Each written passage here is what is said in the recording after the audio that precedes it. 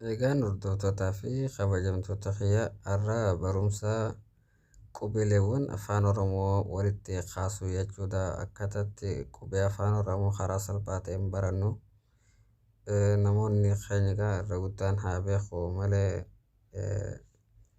kan barnoota qubee barreessuu danda'an jechaan walitti kaasuu yookaan sagaleessuu hin dandeenye jiru. Kanumaafuu gaaffii gaafatame keessaa irraa isa qabadde isin ilaalaa jira. Appii afaan Oromoo irraa barachuu dandeenye jechuudha. Barumsa qubeewwan afaan Oromoo kanaaf danda'e jechuudha. Qubeewwan dubbifamaa fi ilaanga dubbachiistuu afaan Oromoo qubee dachaa akkuma jiru mara isaa jechuudha. Kan of keessatti hammate jechuudha appilikeeshiniin kun.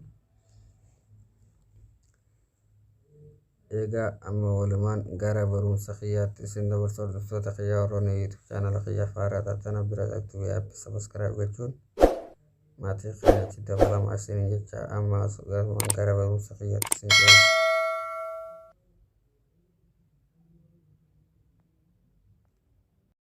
Assalaamu alaikum warahmatullaahi wabarakaatu. Barumsa keenya jalqabnee jira hordoftootaa fi kabajamtoota kiyyaa. Appilikeeshinii kana argachuudhaaf jalqaba pilaastoorii keessan irra deemtu appilikeeshinii qubee afaan Oromoo jechuudha. Kunoo ani amma akkuma asirra barreessee qubee afaan Oromoo jettanii ta'uu barreessitan isa achi gootan jechuudha. Isa adda addaa isiniif fida. Amma inni kun isa kan sagaleedhaan isiniif dubbisu jechuudha yeroo irra cuqaaftan jechuudha. Inni kun appii kana qubee jedha maqaan isaa.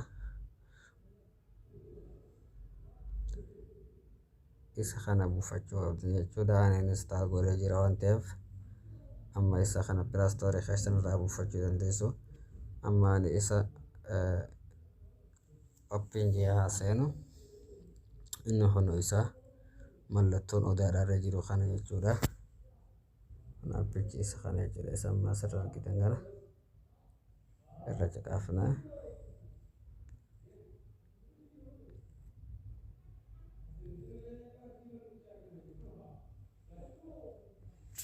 Kunuuti jechuudha. Qubeewwan afaan Oromoo hundi isaa akka jalqabarraa eegalutti qubee jechuun jalqaba. Qubee jechuun barumsa afaan Oromoo keessatti mallattoo adda addaa yoo sagaleewwan barreessinu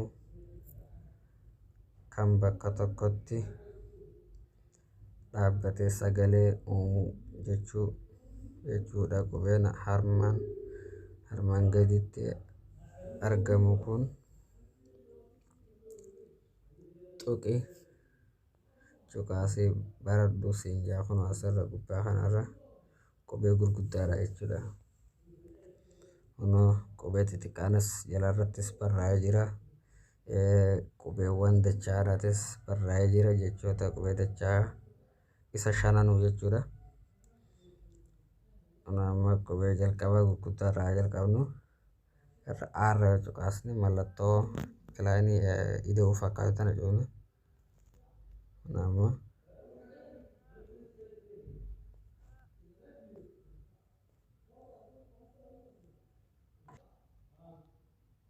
kana akkuma agarsiisu irra cuqaasna. Sagaleedhaan nuuf jechuudha. Baarra cuqaafna. Kana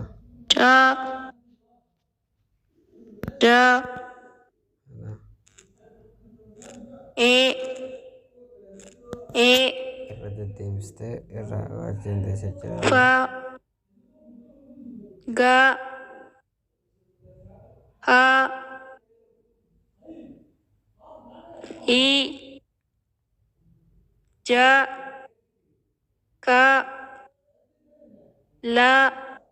Kunoo akkuma agartan hunda isaa jechuudha.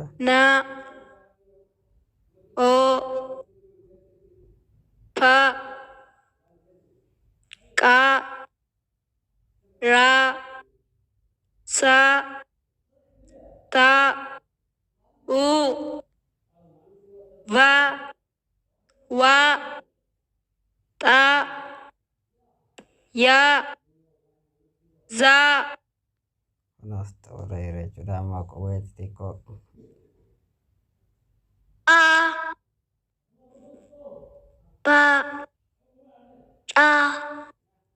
ilaali immoo qubeen xixiqqoo fi gurguddaan garaagarummaa qaban jechuudha. Jecha A jiru keessatti eegima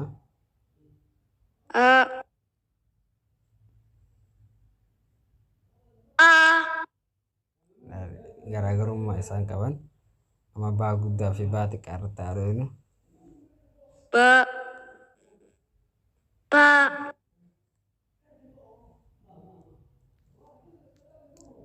qubeewwan xixiqqoo fi gurguddaa adda siif baasuuf jechuudha.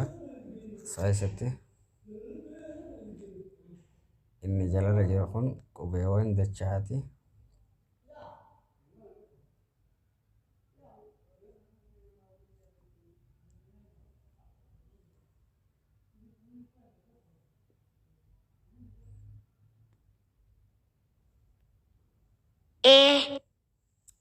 Akkuma amma asirratti agartan kana appilikeeshinii kana keessa waa hedduutu jira jechuudha. Qubeeleewwan utuu hin ta'in amma seetingii isaa kanarra agarru afaan Oromoo, hibboolee afaan Oromoo, mammaaksaa, walaloo, oduu durii, safuu aadaa fi duudhaa, mudannoo, gorsa waa hedduutu as keessatti argama jechuudha. Kun asirra waa'eeleewwan afaan Oromoo jechuudha as keessa barachuu dandeessa jechuudha. Barumsa jechuudha.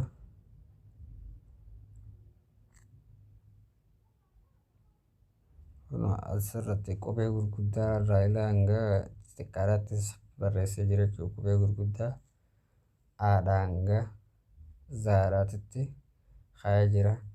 Qubeewwan xixiqqoos akkasumatti jalarratti kaa'ee jira jechuudha. Qubeewwan afaan Oromoo bakka lamatti qoodama. Tokkoffaan dubbifamaa fi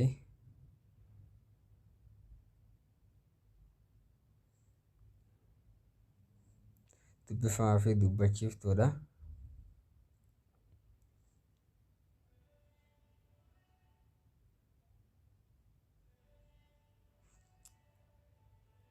Ana amma qubee xixiqqaa fi gurguddaa siin jira.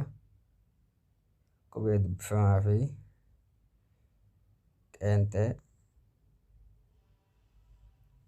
baa xiqqaa fi baa guddaa kana wal jala tarraa jira jechuudha. Baa caalaas caa xiqqaa, daas daa xiqqaa fi guddaa akkasitti wal jalatti barraa'ee jira jechuudha.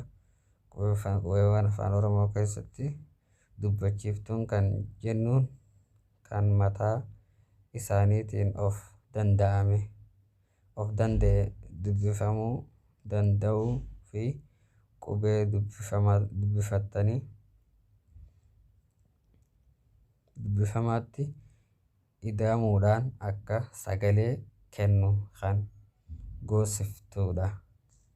Kanneen waan dubbiftuun jecha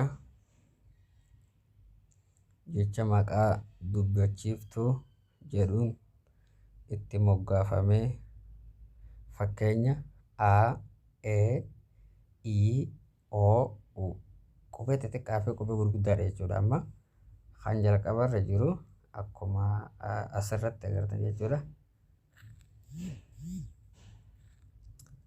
Amma akkuma iddoo kanarratti agartani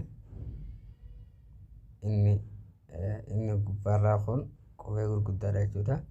Kan irraa alaa kun qubee xixiqqaadha jechuudha.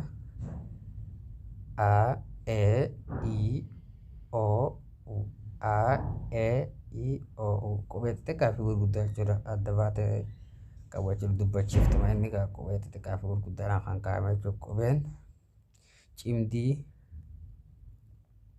qubee afaan Oromoo keessaa qubeen cimdii kan jennuun dubbifamaa ta'ee qubee lama kan addaan bahuu hin dandeenye sagalee bira kennuudhaaf akka qubee tokkootti itti fayyadamnuudha. Okay, amma jala kanarratti qubeewwan dachaati jechuudha.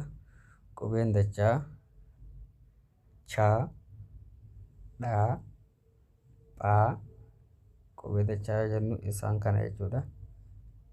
Kana shaa, dhaa, phaa, shaa, nyaa, saa, zaa, ka. Okay.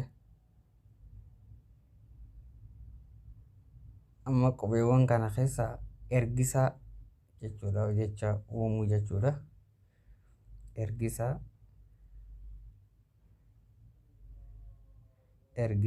jechuudha bakka jecha walitti kaasuu jechuudha. Hagana eega waliin ilaalle booda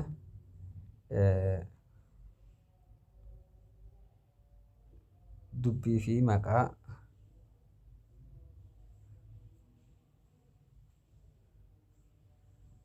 kun amma egaa barumsi waa hedduuf keessatti hammata jechuudha. As keessatti amma waa'ee barumsaati jechuudha. Barreeffamoonni gubbaa kanarra jiran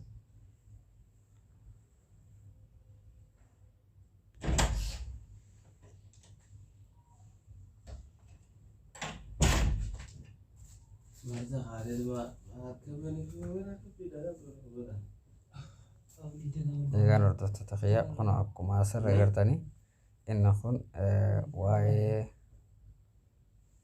maqaadhaati jechuudha.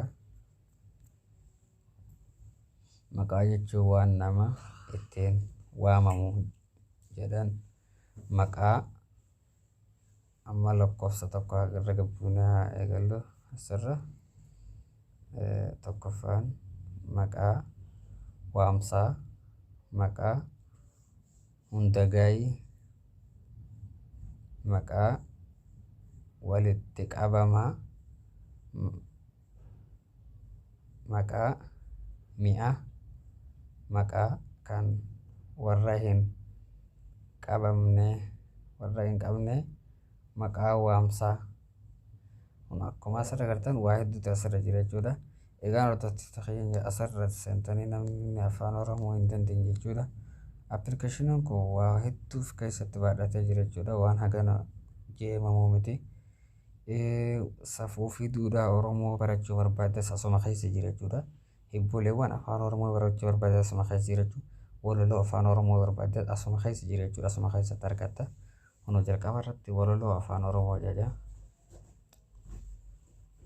Akaakuu afoolaa keessatti isa tokko yoomiyyuu ta'uu faayidaa, fayyaa, bareedina fi wal qixxeensa akkanatti jechuudha ibsa jechuudha. Waa'ee walalootis appilikeeshinii kanarraa waa hundaa'u barachuunis jechuudha. Gorsaa fi wantoota adda addaa jechuudha.